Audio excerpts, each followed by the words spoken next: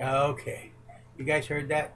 This is my neighbor, two houses down, Katrina Brown. She's going to do an interview. She's asked her friends, neighbors, and people she knows a bunch of questions, and I have to answer them. So if I'm slow at answering the questions, please excuse me because I never even heard them or seen them, and I'm sure you heard that line before too. But unfortunately, with me, it's going to be true. Go ahead and Okay, introduce yourself. we need to start our interview over because he forgot to tell you a key ingredient about our relationship. We're more than just neighbors, we're friends. So, I need to for him to introduce me as his friend. She's actually my biggest pain in the butt in the neighborhood. And he's actually the neighborhood's biggest pain in the butt. But I But wouldn't trade her for $1 million. if you gave me a million, I'd trade him. That's her for you. See, I told you. Okay. Okay, my name is Katrina, and James knows a lot about the government. JD. JD, his name is James. We affectionately call him JD. He knows a lot about the government. He's running for president. He's looking for support. And so I told some of my friends about him, and they had questions for him. And they wanted serious answers to the point people were on their lunch break today calling me saying, "Hey, what did JD say about my question? How did he answer it?" So I just came over at my available moment to ask JD these 7 questions. And there's more questions to come because I had to cut people off.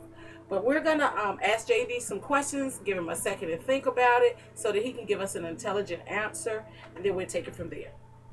The first question I have for you is Chris wants to know, how do you plan to turn this country around in 30 days? And could you do it?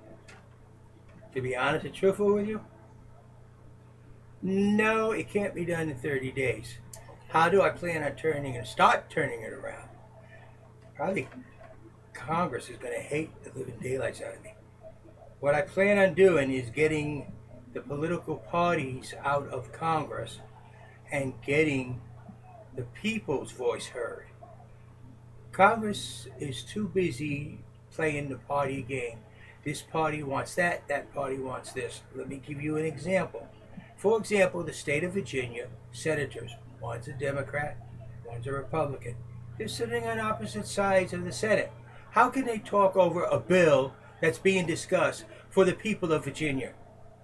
I've said this in my video several times. What do? Stand up and yell to everyone, "Shut up! We got to discuss it." No, they sit around talking politics, political party, not what the state or the people need or want. That has to be changed. In other words, our government has to start learning to serve the people and not the people serve the government.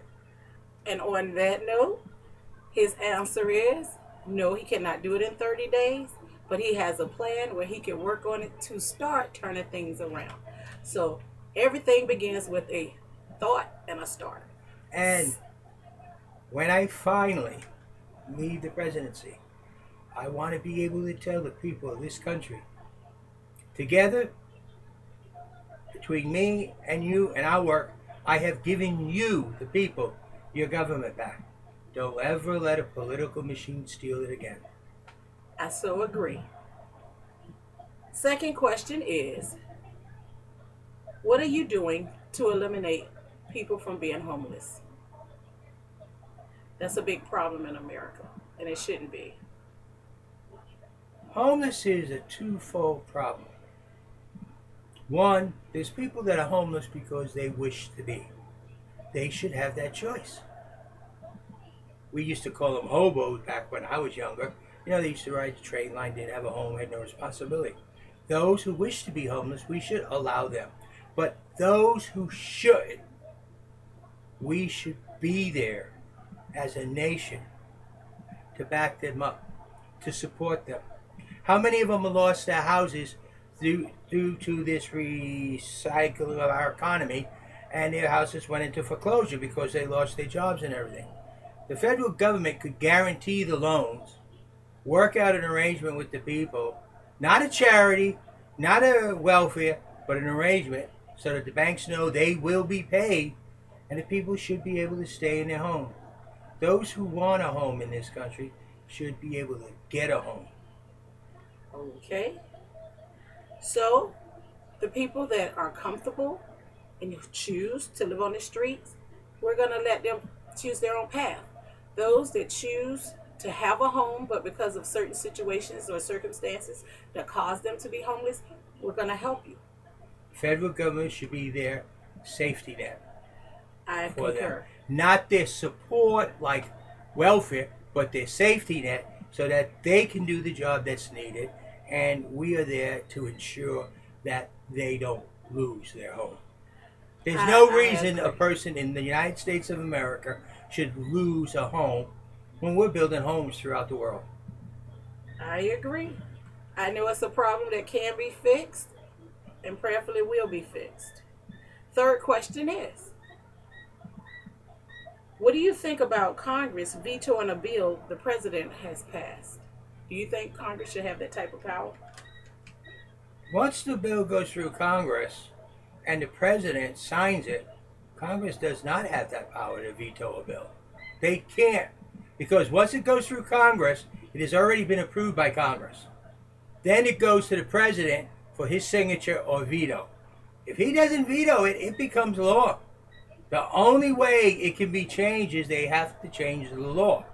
That's the way the Constitution is written. That's the way it should be done.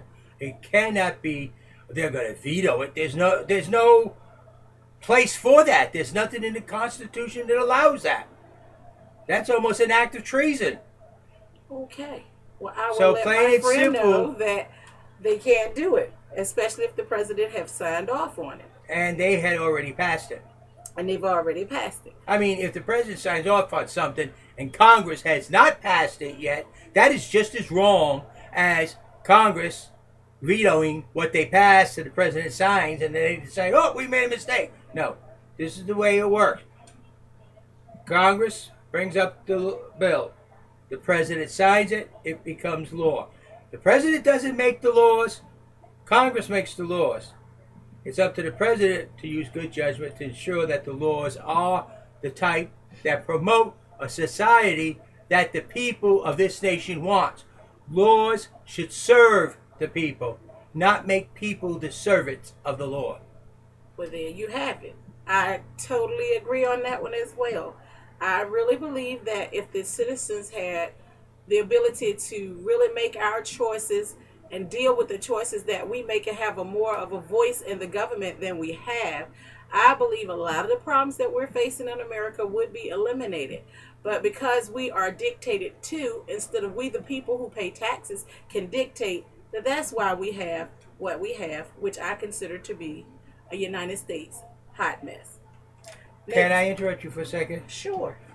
We are dictated to by the government because we allow it. When you get up and say no to the Republican Party, when you get up and say, I don't care what you want to the Democrat Party, when you say political parties don't belong in my government, and you take over your government, which you are supposed to have, according to the Constitution, the government serves you, not you serve the government. Then these problems will be fixed. But as long as you say, well, what can I do? I don't vote because my vote don't matter, or I vote this way. I vote Republican because my mother and father vote Republican. I vote Democrat because my grandfather, father, great-grandfather, everybody down the line vote Democrat, and you don't even know what they stand for. That's why we got this mess. We're allowing the political parties to dictate what the government shall do instead of the people dictating, which then makes us, the people, the servants of the government, instead of the government, the servants of us. So there you have it for that question. I had to interrupt that with yours because of what some of the stuff you were saying. I understand. We the people need to stand up for ourselves and for our rights and take over in the areas that we can. Because I agree, if you have the Democrats on one side, the Republicans on another, you will always have a divided country. Instead, we want a united country. We want one voice, not two different parties arguing, yelling, disagreeing, and persuading other people to side with their party. We want a one people, not parties, just one united country. Can I And I say believe something that at can this? be done. It can be done when people are open minded, when people learn. Learning is the power that all of us neglect in some area or another. Of course, some people are more educated than others. But what I'm saying is if we would take the time just to dedicate 15 minutes a day, learn the laws of the state you're in, learn the laws of the country, learn your rights. It's your responsibility to know what your rights are. When you don't know what your rights are, then How can you protect should them? not be fussing, murmuring, or complaining. Learn your rights. When you know your rights, then you will know how loud your voice can be heard respectfully. Let's clear that up. Everything done in respect. But I think that if we were to transform from being told what to do as a country, and instead of finding out what's the needs of our country, and how can these needs be met? Of course, you can't meet every need, Johnny, on the spot. But one by one, fix the needs of the country. Insurance. I'm one of the people who's going to be fined because I didn't sign up for the Obamacare. I should not be fined because I didn't sign up. That should be my choice, not me being dictated to. Well, the president said if you didn't meet it by this date. No, I should have a choice. Leave it up to me because it's my life, it's my health. Don't take my choices away from me. My choice to choose. So, on that note, we're going to I'm move. going to interrupt again. Okay. He's On going that to note, interrupt because he's She was passionate. talking about Congress and the Democrats and Republicans, the Democrats, Republicans. Congress, in the way I see Congress, both the House and the Senate, is like a mall. None of the congressmen or senators work for the federal government. Not a single one of them. They are elected by the state people and represent states. It's like when you go in Pennies.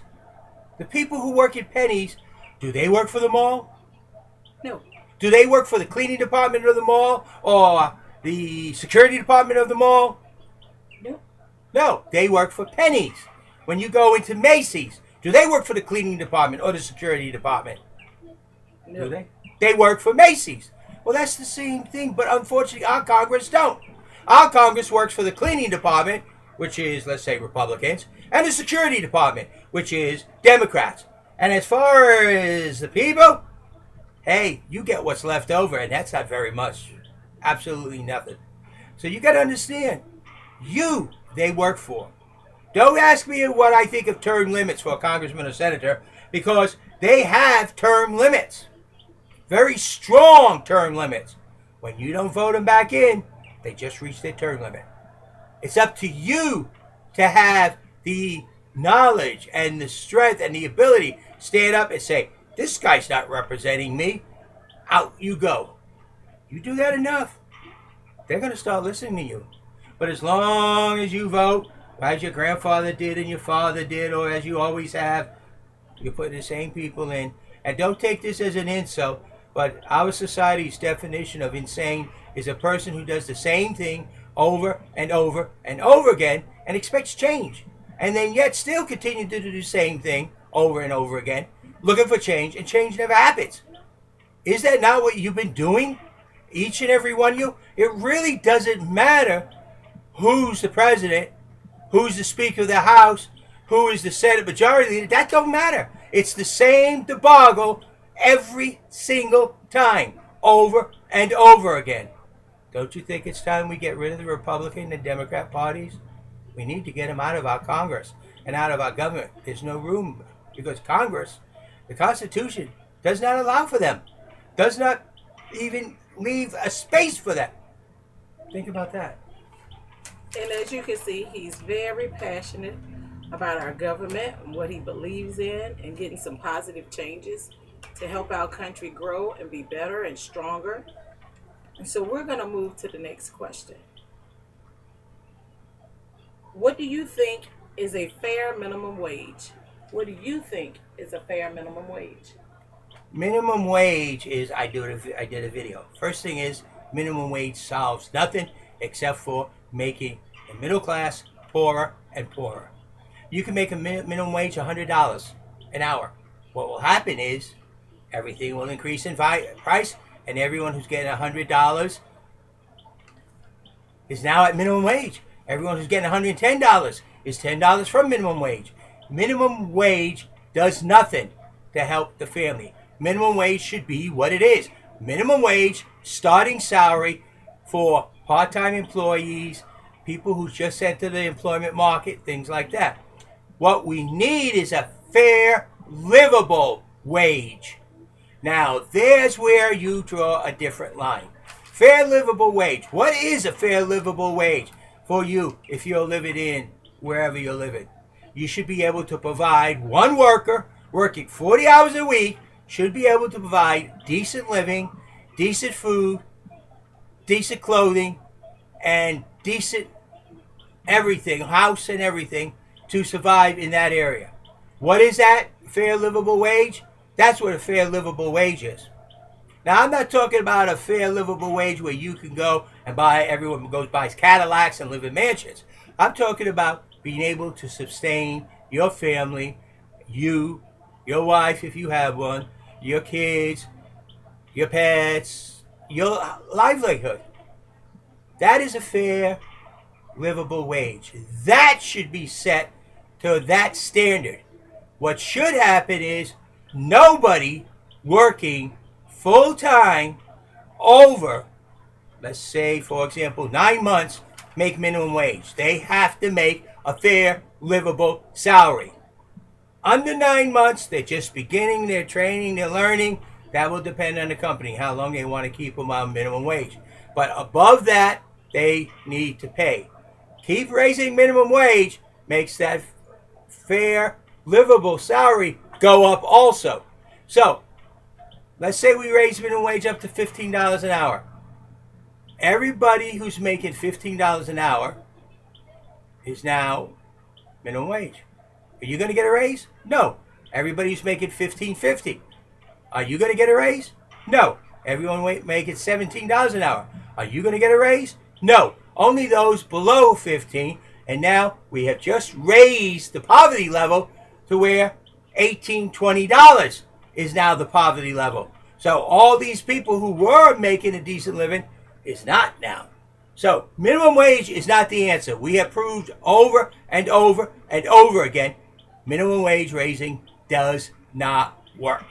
Sounds good, looks pretty, easy answer, get a lot of votes, but it does nothing but make the more the middle class into the poverty level. We need to establish a fair, livable wage that when a single worker in a family brings home, that family can live decently. And it will not affect the cost of products they need to buy. But there you have it. A whole new idea. A fair minimum wage. No, a fair, livable wage. A fair, livable wage. Right. Did I get it right? Yes. Okay, I have it right. A fair, livable wage is his answer. We need, not minimum wage. Our next question. How do you feel about women leaders? The same as I feel about men leaders. And what is that? Biggest problem I have with my wife is that she wants to be a competitor. I don't want that. I want her as my partner. We're not talking about Let marriage. me finish. If you want to know how I feel about women, you need to know how I really feel about women. But we want to leave your wife out of this. We want to stand with the government. Is it. She's a woman. But she's my partner. She's not. She's my equal. But we are in this government, together. But she's not in the government. Let's how do keep I it feel? in the government. What did I just say? She's my equal. She's my partner. We are in this together. But what about women a person working in that's the not government in it with you? Women working in the government. They are governmental equal. They are governmental partners of this nation. They are working within the government. In other words, hate to tell you this, everybody, but to me, I don't see the gender. I see the individual, the person. The gender is blind to me. I see that person and what kind of work they do and how they work. I do not see the gender. Sorry. It's the same thing with So other he's physical saying, characteristics. I see the person. let's hold whatever, whether you're female or male, Black, let's white, hold green, you red. accountable. Let's support you. Let's have expectations of you. And let's see your abilities and not your gender. So there you have it. He don't see gender when it comes to I don't see leadership. I don't see gender, I don't see color, I don't see religion, I don't see none of that. Matter of fact, sometimes if something happens and they ask me to describe the person, I can't really describe the person that well because I really didn't pay attention to the color of the skin. I do notice a girl from a guy, I will tell you that. But it's not sexual. We're glad of that. But when I see you, I see what kind of job you do and how you do your job. And that's how you should be rated. Not by. But same avenue, men and women, do not expect to be treated better because you're a man or woman either. When you're with me, we're all equal. Understand this. The cabinet does not work for me. The cabinet works with me. We work for the people of this nation, not the world, not on anything else. Just for example, I want to give you this one example. Ukraine, the plane crash.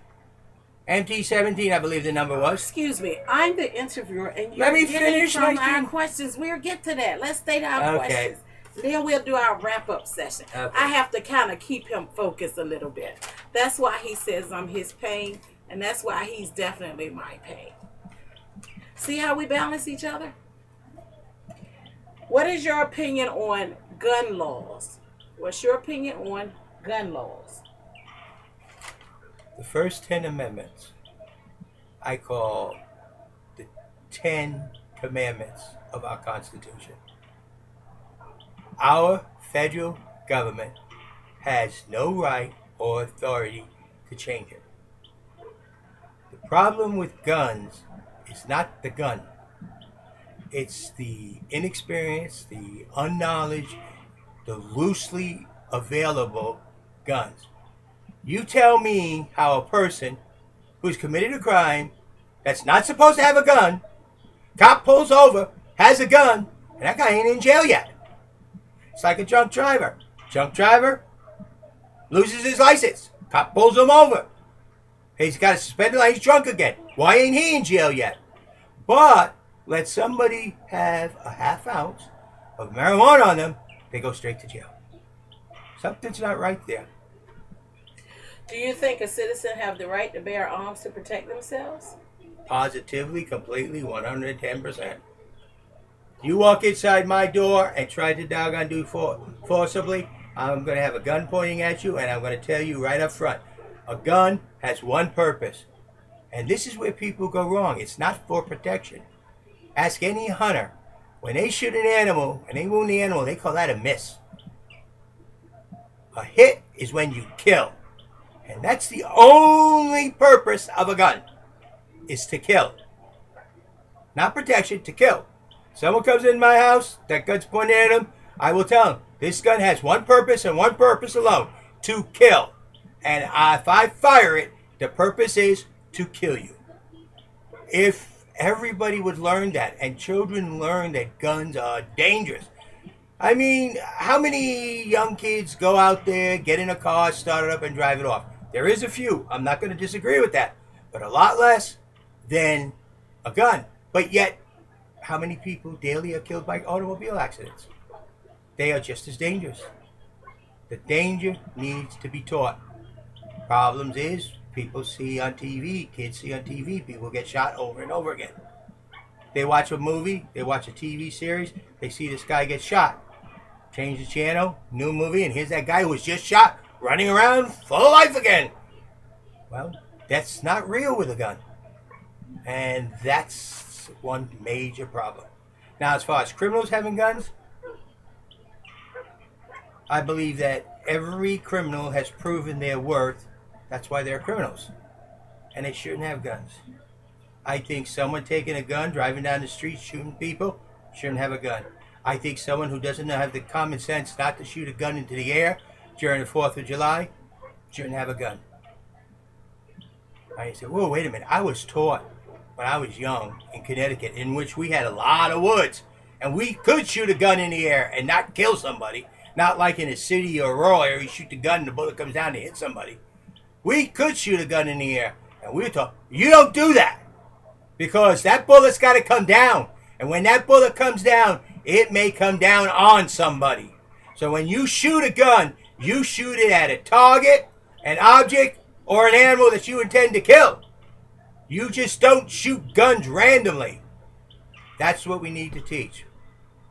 Okay. All the laws in the world passed on guns will do only one thing. Take the gun from the honest man and make it easier for the criminal to get their gun. Now you might say, no, that's not so. Well, let's see. Prohibition? Did that stop drinking? No, it increased drinking. All these drug laws, does that stop it? No, it's increased. You can pass all the laws you want. The criminals will make out like bandits and get rich off of them, and the honest person, he's caught in the middle. That's what gun laws will do. Same thing as prohibition and all these drug laws. Okay, so he explained himself. He said he believed that if you own a gun and someone come in, you should be killed. That's his opinion. That's not mine. I believe I am a gun owner, but I do believe if I could just pull my gun out and I can keep you at bay until the police come to apprehend you, that's what I would prefer, so that you can go to jail and be prosecuted. I'm not into taking a human life unless it's 100% necessary. Of course, if that person didn't want to comply until the police came, of course, I would defend myself. But I would prefer that if I could hold you at bay and the police come and apprehend you, that's what I would prefer. But that's the freedom of America, to have your own difference of opinion and your own freedom of speech. And I support hers 100%. But do not take away mine either.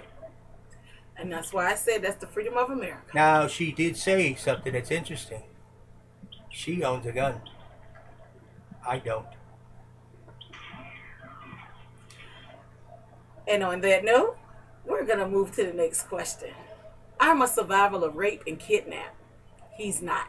So we think differently when we walk I'm a survivor down the of street. wars. Okay. And on that note, we're going to go to our last and our final question, which you've already answered it in another question. He just didn't know it. A friend wants to know, are you a Democrat or are you a Republican? Are you, JD, a Democrat or a Republican? Well, let's go by words. Back when I got my Social Security card, I was 16 years old in the state of Connecticut. At that time, you had to register what party you belonged to. And I did the same thing everybody else does.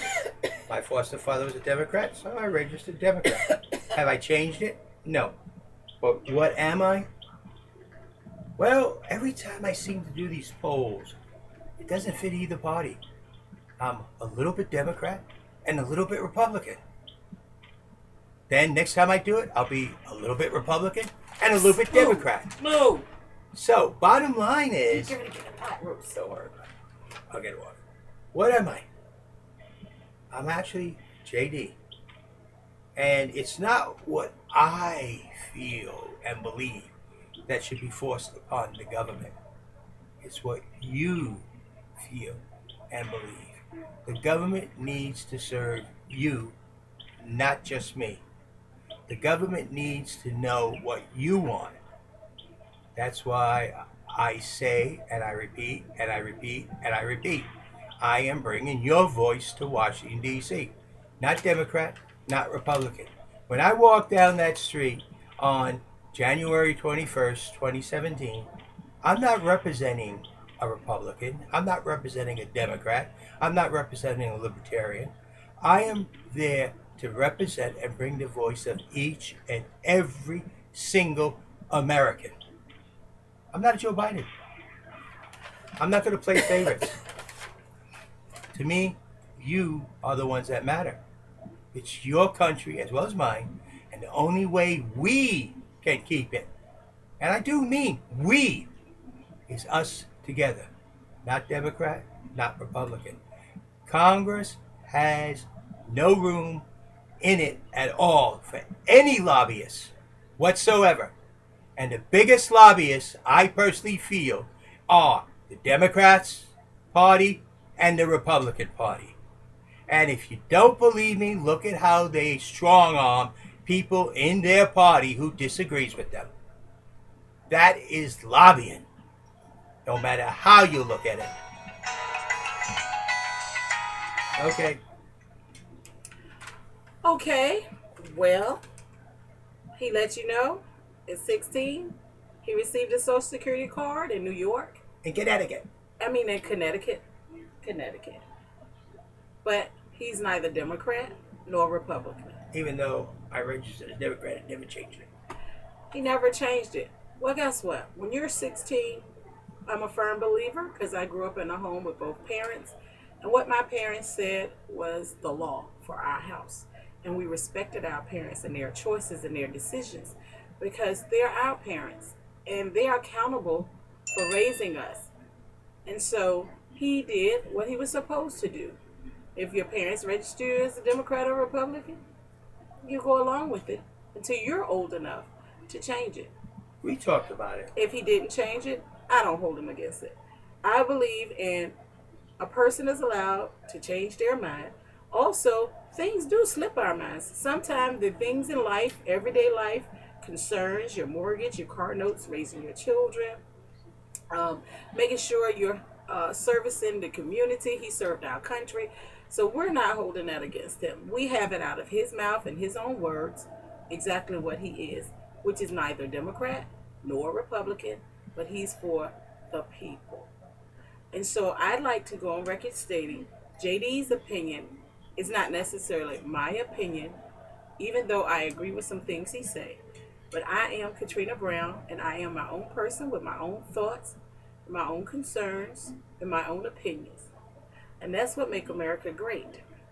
And so we're going to let JD talk about something randomly that he'd like to talk about. We're not going to hold you too much longer, and then we're going to be done. But you'll see us again. J and D and K and B will be back. So we're going to briefly discuss something, and then we're going to bid you a good night. I'm going to touch on two things that are happening overseas. One is Ukraine, and the other is the Gaza Strip. Do the Gaza Strip first. Israel was going tit for tat with rockets with Hamas. Then they said, let's talk about stopping this. Hamas said no. Egypt came in, tried to work a program out. Hamas said no. The way I feel personally now is that Hamas opened the door for Israel to come in to Gaza. They opened the door, they caused the action. People are hanging around in that area. You need to get out of there. Let them fight it out, and then the winner goes home, the victor, and the loser gets beaten. That's plain and simple. Either way it ends up, I don't care. But the innocent people need to realize you allow Hamas to be there. If you stand there with them, expect your women and children to die. That's not called for. It's not needed. Get them out of there. If you Hamas fighters want to fight and your family's there, get them out of there and fight. Be brave. Stand up if you want, but don't put your women and children in front of you. That is a coward. I don't care what you say, but those who hide behind women and children are cowards. If you want to fight the Israelites, head on, that's fine. Take the women and children out of there. If some women want to fight alongside you, again, I believe in equal rights. They have that choice. But don't blame somebody who can beat your butt real bad when they do it. Now, the Ukraine. The plane that left Amsterdam for Malaysia that crashed into Ukraine, that was shot down. As far as I know, no Americans want it. No American Airlines was involved. No American air traffic was involved. Nothing involved the United States.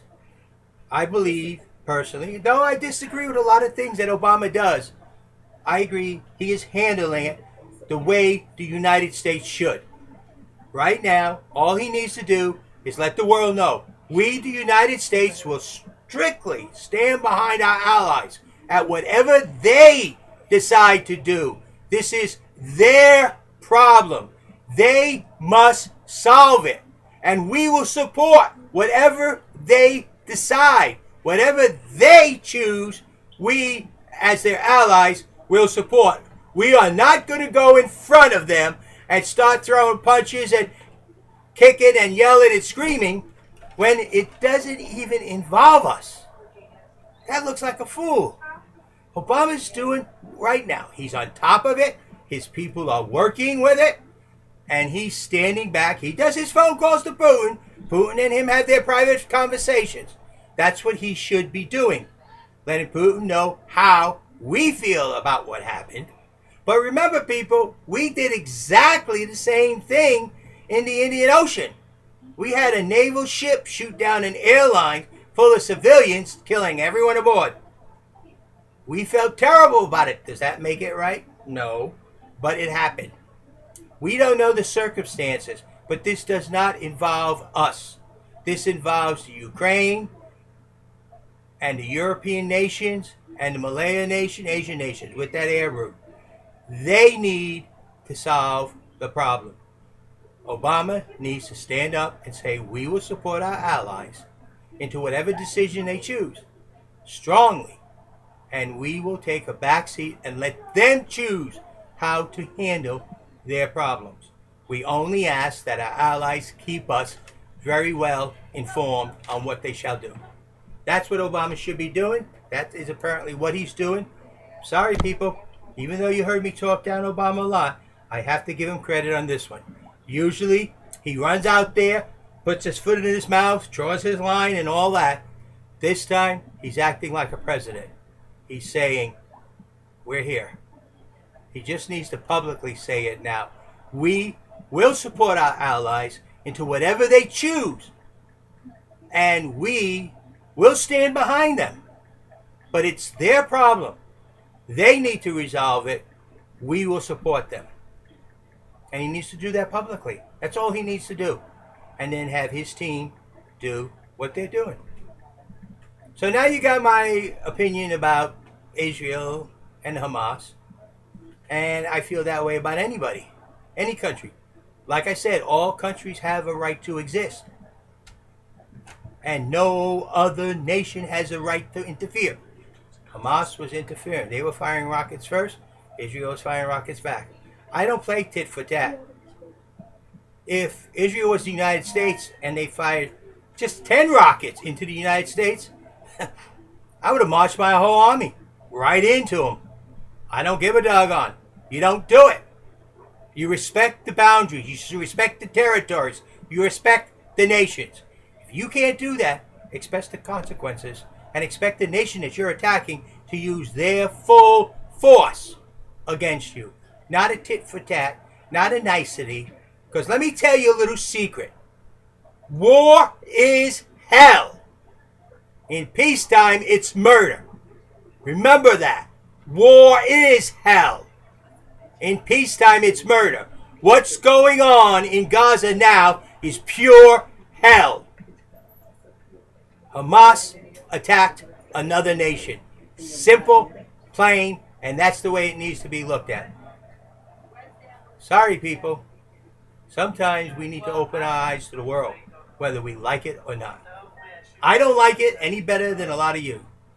With that, I'm going to end with, I think, as far as Israel's going and Hamas, Ukraine going with the flight, our president is doing, for the first time in a long time, an outstanding job as a president.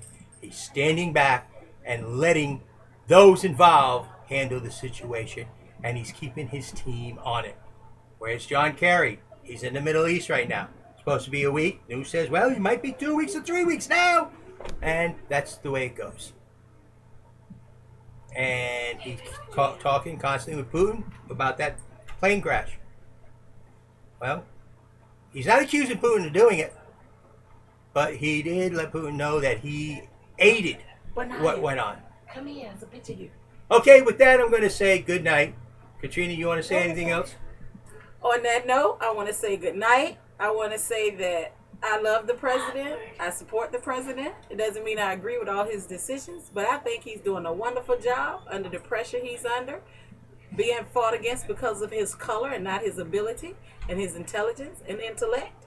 So you will see JD and KB again. Until then, we pray you have a restful night's sleep. And that we both disagree. She thinks his problems because of color. I think his problems was because he listened to the Democrat Party too much instead of doing what he knew was right. We're bidding the people a good night. So good night. There's more time for that. Okay, good night. What was that?